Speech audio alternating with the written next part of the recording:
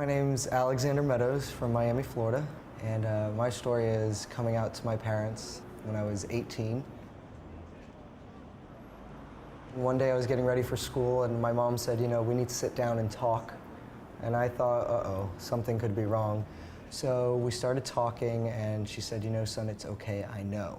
Those were the first words out of her mouth. And I'm thinking, I didn't get in trouble by any of my teachers for talking too much, so I'm wondering what's going on here.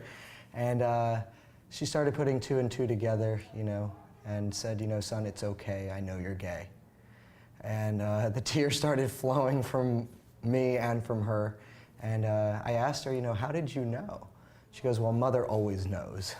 But more importantly, just by the friends that I started surrounding myself with, some of them being gay, some of them being straight.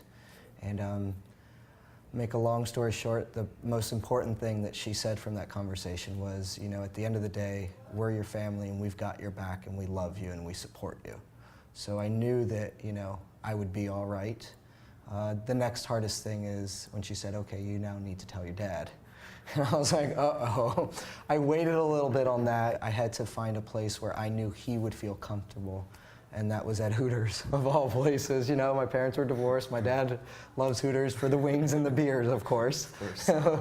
And we were sitting down talking, and he could tell I was nervous. And, he said, son, is everything okay? And I was like, well, yes, and he said, well, are you sure? And I said, absolutely. And I said, Dad, I'm gay. And he was like, okay. He's like, I kind of figured, And I was like, okay, He's like, but I think I'm gonna need a beer on this one, because it's one thing to kind of know and then to have it verbalized is something else. And then I think the most heartwarming thing that I took away from that was when my dad looked around the room and said, all right, son, tell me what's your kind of guy?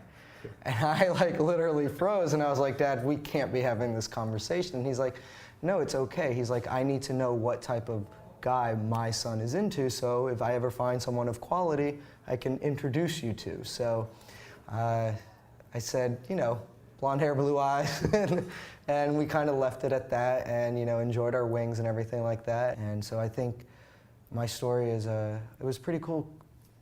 I had a loving, supporting family, and it showed that a lot of the stress that I had, a lot of the insecurities that I had were all self-induced. You're afraid coming out to your parents thinking they might not take it so well when, in fact, they took it really well and showed me a lot of love and support. So it was cool.